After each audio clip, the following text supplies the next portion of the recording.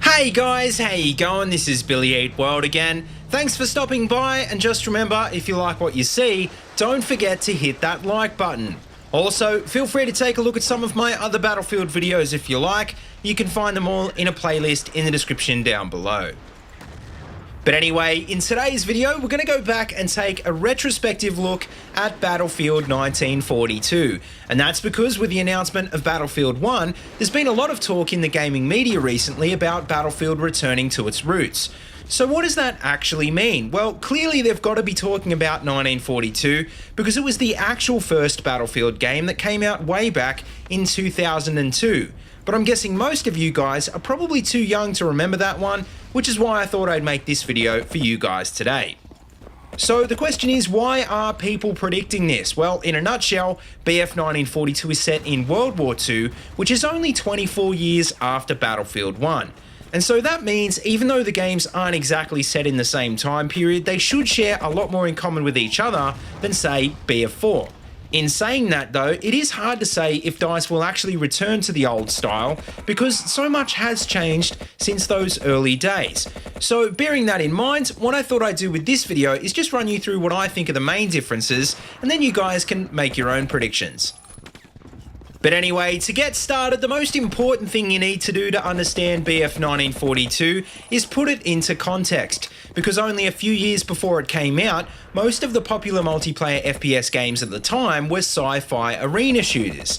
And although these games were fun, they just weren't that realistic, and none of the maps and weapons had any historical basis. So as you can imagine, when the World War II franchise Medal of Honor came along in 1999, it really changed people's idea of the FPS genre. These games weren't all that realistic either, but the one thing they did do was put you into the boots of a regular soldier, and that meant that you didn't have to rely on armor or special abilities, and most importantly, neither did anyone else. The map design was also based on real historical battlefields, and all the weapons and gear were authentic as well. And it was this realism, I think, that was the reason World War II shooters like Medal of Honor became so popular, which was what eventually paved the way for Battlefield. Now, the biggest problem with Medal of Honor games was the fact that although the games looked authentic, they weren't very big. Whereas, on the other hand, games like Halo were moving to bigger and bigger maps and introducing new features like vehicles. So needless to say, when BF 1942 came out with massive sandbox maps, playable vehicles and a class system, it changed the whole ballgame. In fact, it pretty much went on to create a whole new genre, which was made even more popular with the help of games like Battlefront in 2004. In a nutshell, BF 1942 took everything great about Medal of Honor, made it bigger and just added more stuff. And so what you ended up with was a similar game on the surface that deep down played out in a completely different way. Also, unlike most FPS games at the time, 1942 didn't rely on a story-driven campaign. Instead, it shifted the focus almost entirely to online multiplayer. And this was a big part of what kept players interested long term, which is why multiplayer has always been the main focus of every Battlefield game ever since. Now, with that being said, even though modern Battlefield games like BF4 still have a lot in common with 1942, like I said, there have been a lot of changes. And what I mean by this is that the general framework of BF4 is still very similar to the original game, but as a whole, I think 1942 was a lot more hardcore. Probably the best way to explain it would be to just say that over the years, Battlefield has more or less become a lot more like COD. And with this has come all the modern features we've come to expect in COD-style FPS games, like regenerating health and level-based unlocks. Probably the main difference though is that Battlefield originally started out as a PC-only franchise, and in recent years it's become more of a console franchise. And with this change has come a wider audience of mostly casual players using controllers instead of a mouse and keyboard. So to compensate for this, over the years Battlefield has slowly become more arcadey and less like an authentic military experience. And so mechanics that were a big part of 1942, like the stance modifier and losing bullets when you reload, are sadly no longer part of the current games. Not just that though, things like infantry weapons being able to damage vehicles was a big part of what made 1942 feel so authentic. And I know we saw that again in Hardline, but I think it is still worth mentioning because it's something that we didn't see for such a long time. Also, there's other little things that are completely different now, like the launches of the anti-vehicle kits becoming gadgets instead of primary weapons, which, as you can imagine, makes it a lot easier for those classes to lone wolf now, and it makes working as a team a whole lot less important. Speaking of working as a team, well, another big difference is that there's no squad spawn system in 1942, and like I said, there's no regenerating health. And this applies to infantry and vehicles, so obviously this means that medics and engineers play a much bigger role. Also, teamwork is a lot more important in vehicles as well, because there's just some vehicles that need two players to function properly. Like in the assault guns or the two-seater aircraft, for example, there's separate seats for the driver and for the gunner. Now, so far, we've covered a lot of the main differences when it comes to the core gameplay mechanics, but probably the biggest differences, I think, are in the map design.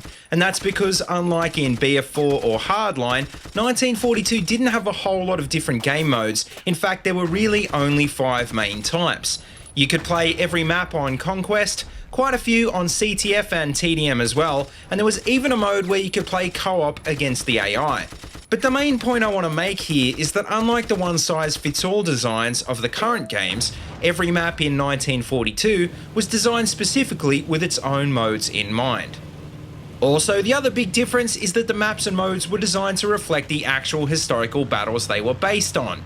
And so, for example, on Omaha Beach, because it's based on a beach landing, the Conquest mode doesn't really feel like Conquest at all. In fact, it probably feels a lot more like Rush. Obviously, adding in an element of realism to the map design kind of threw the balance out a bit, but to compensate, admins had access to a lot more server options. So even though technically there was a smaller variety of different map and game mode combinations, overall it was probably a better experience.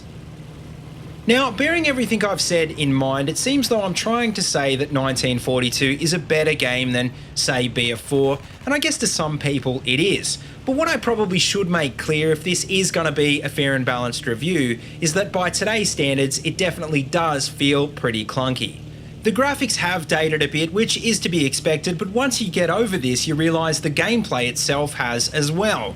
For example, features as simple as the ADS mechanic, as you can see from this gameplay, aren't really true ADS because it doesn't really aim down the sights of the gun. Another annoying thing, which used to be very common in older games, is that rather than having a sprint button, you just run all the time. And so instead of pressing a button to make you go faster, the button actually makes you go slower. So in other words, it's pretty useless.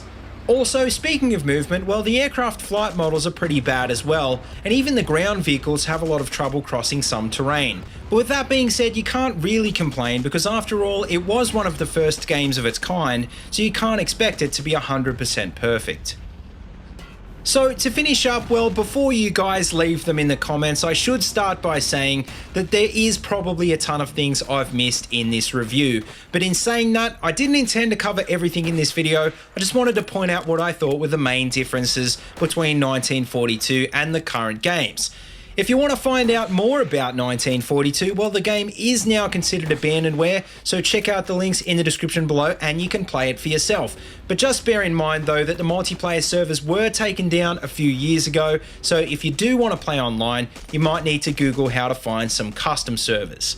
But finally, before we go, getting back to the original question, as for whether we're going to see any of these old school features in BF1, well, honestly, it's hard to say. And that's because a return to this style would be a huge risk for DICE, but in saying that, they did stay true to the original games with their Battlefront remake last year. So maybe this is a hint that we will see BF 1942 reimagined in some way in Battlefield 1. And to be honest, I kind of hope we do. Because if there's one thing I love in FPS games, it's realism and authenticity, and I think I'm with most of the community when I say Battlefields could do with more of that. But anyway guys, that just about wraps up this video, so let me know what you think in the comment section below, and as always, if you like what you see, don't forget to like, comment and subscribe. Also, check out the links in the description below if you want to see any more of my videos, or if you want to support my channel on Patreon, and until next time, see you later, and have a good one.